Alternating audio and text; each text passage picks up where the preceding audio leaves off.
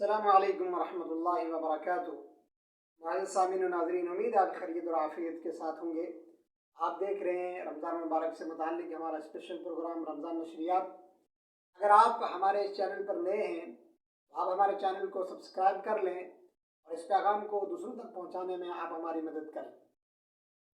رمضان المبارک کے فضائل اور مسائل سے متعلق آپ نے گفتگو سماعت فرمائی ہے بہت ساری۔ نبی کریم صلی اللہ علیہ وسلم نے فرمایا کہ روزے دار کو اللہ رب العالمین دو خوشیاں عطا فرماتا ہے۔ ایک خوشی جب بندہ افطار کرتا ہے، اور دوسری خوشی جب اس کی ملاقات اللہ رب العالمین سے ہوگی۔ آپ نے دیکھا ہوگا کہ بندہ دن میں بھوکا پیاسا رہ کر جب افطاری کا دسترخوان سجتا ہے تو طرح طرح کی اللہ کی نعمتیں رکھی ہوئی ہوتی ہیں، تو ان کو دیکھ کر انسان کے دل کے اندر ایک قسم کی کیفیت محسوس ہوتی ہے جسے خوشی سے تعبیر کیا جاتا ہے۔ سبحان اللہ، روزہ اللہ کے یہاں کتنا پسندیدہ ہے۔ فرمایا کہ روزے دار کے منہ سے جو بو نکلتی ہے وہ اللہ کے نزدیک خوشبو سے زیادہ پسندیدہ ہے۔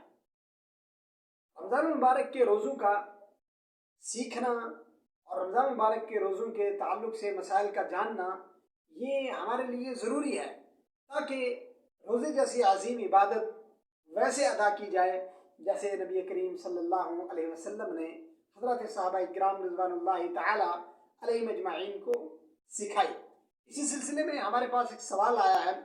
سوال یہ ہے کہ اگر ایک آدمی روزے کی حالت میں دن میں سویا ہوا ہو اور سوئے ہوئے اسے احتلام ہو جائے، کیا اس کا روزہ فاسد ہوگا یا روزہ ہوگا یا نہیں ہوگا؟ دیکھیں، کچھ چیزیں ایسی ہیں جن کا ٹیکنیکل طور پر جاننا بہت ضروری ہے، جن کا تعلق مسائل سے ہے۔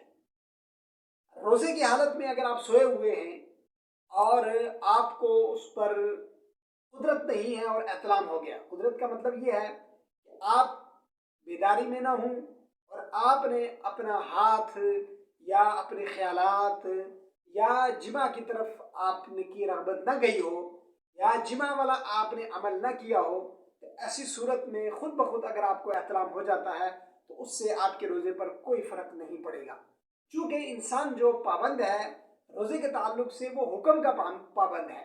قرآن مجید کے اندر اللہ رب العالمین نے جو روزے کی فرضیت کا حکم دیا ہے وہاں پر معیار تقویٰ قرار دیا ہے۔ اب اس میں آپ کو احتلام کا ہو جانا اور احتلام کی صورت میں شکوک و شبہات کا پیدا ہونا اور پھر جستجو کے اندر لگ جانا اور اس مسئلے کا پوچھنا، یہی آپ کے متقی ہونے کی علامت ہے۔ لہٰذا اگر کسی آدمی کو دن میں وہ سویا ہے اور اس کو اچانک احتلام ہو گیا ہے، جیسا کہ عرب دنیا کے اندر ہم نے دیکھا ہے، یہاں فجر پڑھ کے سو جاتے ہیں، زور میں اٹھتے ہیں، پھر زور کے بعد عصر تک سوتے ہیں، گویا کہ ایک نظام پورے کا پورا چینج ہو جاتا ہے۔ یعنی رات لوگ کام کرتے ہیں، ڈیوٹی پر جاتے ہیں، اپنے کاروبار کرتے ہیں، اپنا نظم و ضبط اس کا خیال رکھتے ہیں، اور دن میں رات منتقل ہو جاتی ہے، دن میں سوتے ہیں، تو یہ بات ممکن ہے۔ تو اگر کسی کو ایسا معاملہ پیش آ جائے جیسا کہ یہ سوال ہمارے سامنے آیا ہے، تو اگر خود بخود احتلام ہو گیا ہے تو آپ کے روزے پر کوئی فرق نہیں پڑے گا۔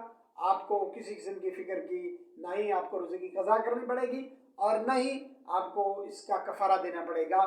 اللہ تبارک و تعالیٰ اس ماہ مقدس کی قدر کرنے کی توفیق عطا فرمائے، اور ماہ مقدس کے روزوں کا جس طریقے سے ہمیں پاس و لحاظ کرنا ہے، جس طریقے سے ان کا احترام کر کے آداب کی رعایت کرتے ہوئے روزوں کی ادائیگی کرنی ہے، اللہ ویسے ہمیں روزے رکھنے کی توفیق عطا فرمائے۔ السلام علیکم ورحمۃ اللہ وبرکاتہ۔